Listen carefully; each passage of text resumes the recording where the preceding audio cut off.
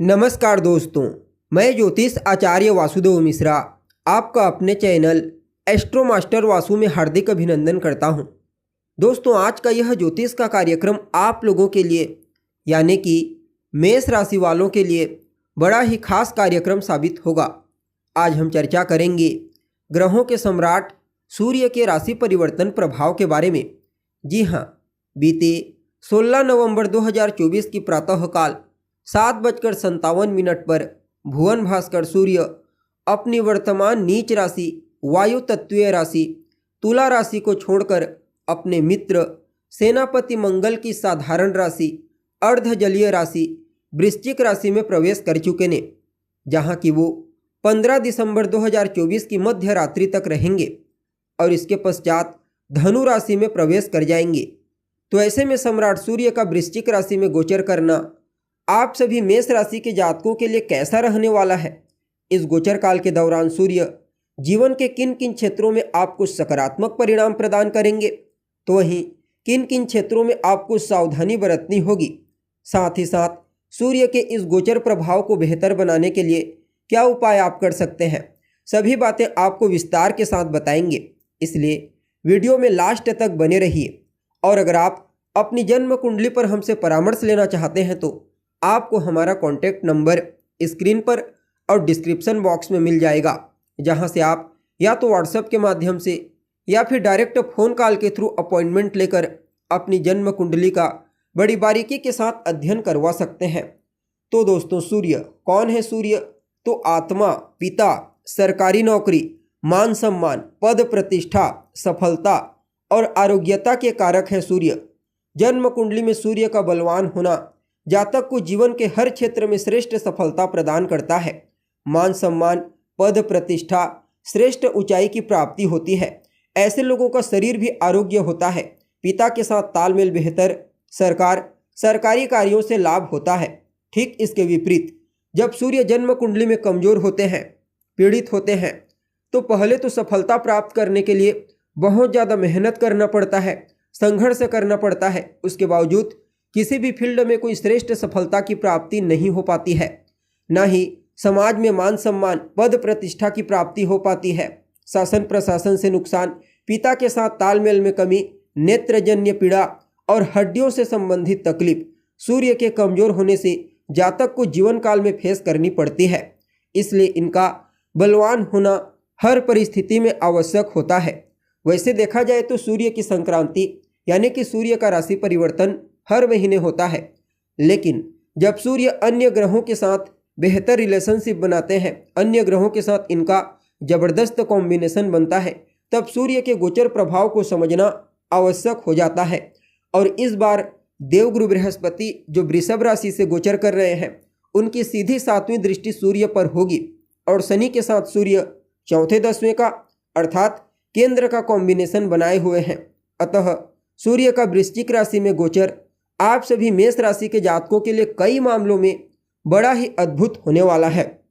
अब देखिए, आप लोगों के लिए यानी कि मेष राशि वालों के लिए सूर्य का यह गोचर आपकी राशि से 8वें घर में हुआ है।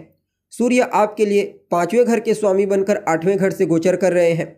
बृहस्पति के साथ दृष्टि संबंध और शनि के साथ केंद्र का संबंध बनाकर परिणाम स्वरूप इस गोचर काल के दौरान कुछ मामलों में आपको अत्यंत श्रेष्ठ रिजल्ट की प्राप्ति होगी, तो कुछ मामलों में सावधानी बरतनी होगी। सबसे पहले तो आपकी जीवन काल में धन का आगमन मजबूती से होने वाला है। यूँ समझ लीजिए, जिस माध्यम से आपके पास धन आता है, उसके अलावा धन आगमन के कुछ नए सोर्स आपको प्राप्त होंगे। धन का संचयन भी बेहतर तरीके से होने वाला है और जब धन संचित होने लगेगा तो आपकी आर्थिक स्थिति भी पहले की तुलना में और ज़्यादा मजबूत हो जाएगी। पैतृक संपत्ति को लेकर अगर कहीं कोई समस्या थी, किसी भी तरह का कोई विवाद आपके घर में चल रहा था, तो उस विवाद से मुक्ति पाने के लिए भी समय बड़ा ही उपयुक्त रहने वाला है, क्योंकि देवगुरु बृहस्पति और सूर्य का आपस में दृष्टि संबंध पैतृक संपत्ति का लाभ आपको दिलाने वाला है। इवन इस गोचर काल के दौरान विद्यार्थियों को भी श्रेष्ठ सफलता की प्राप्ति होगी। खास करके वह विद्यार्थी जो किसी भी प्रकार से कोई खोजबीन का कार्य कर रहे हैं, अनुसंधान कर रहे हैं, रिसर्च कर रहे हैं, उनके लिए समय बहुत अच्छे से गुजरेगा। साथ ही साथ बृहस्पति और सूर्य का आपस में दृष्टि संबंध शिक्षक योग का निर्माण किया हुआ है।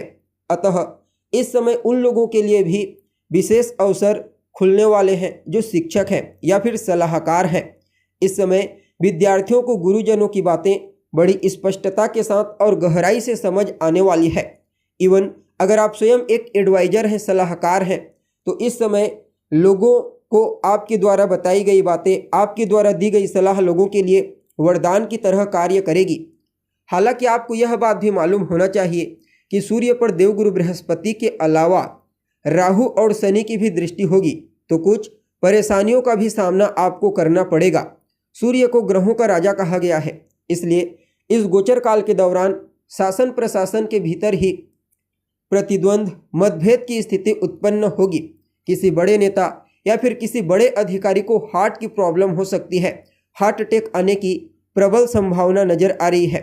साथ ही साथ इस गोचर काल के दौरान आपको अपने स्वयं के स्वास्थ्य का भी ख्याल रखना होगा। सूर्य पंचम भाव के स्वामी बनकर 8वें स्थान से गोचर कर रहे हैं।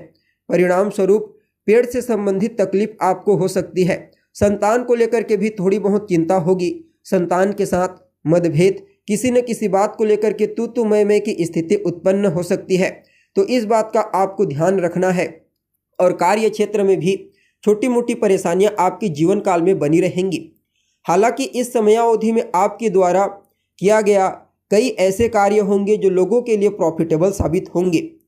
अगर आप एक कर्मचारी हैं या फिर एक विद्यार्थी हैं और किसी भी प्रकार से कोई प्रतियोगी परीक्षा, कंपटीशन आने वाले समय में है, तो वहां पर आपको ज़बरदस्त लाभ की प्राप्ति होगी। बाकी देखा जाए तो आपकी वाणी प्रभावशाली रहेगी। आप अपनी वाणी की प्रभावशीलता से हर किसी को प्रभावित करेंगे, लेकिन रिश्तों में वाणी की कड़वाहट मतभेद उत्पन्न कर सकती है, तनाव उत्पन्न कर सकती है, तो इस बात का आपको ध्यान रखना है। प्रेम संबंध के दृष्टिकोण से भी समय अनुकूल नहीं है। अगर आप नौकरी पेशा व्यक्ति हैं, प्राइवेट सेक्टर में नौकरी करते हैं या फिर गवर्नमेंट सेक्टर में, दोनों ही क्षेत्रों में इस गोचर काल के दौरान फूंक फूंक करके आपको कदम आगे बढ़ाना है। आपके जो सीनियर अधिकारी हैं, उच्च अधिकारी, उनके साथ मतभेद होने की संभावना है।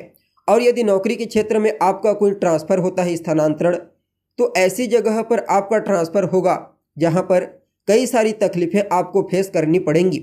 यानी कि कुल मिलाकर के देखा जाए तो आप सभी मेष राशि के जातकों के लिए भुवन भास्कर सूर्य का वृश्चिक राशि में गोचर करना अच्छा रहेगा, लेकिन कुछ मामलों में सावधानी भी बरतनी होगी।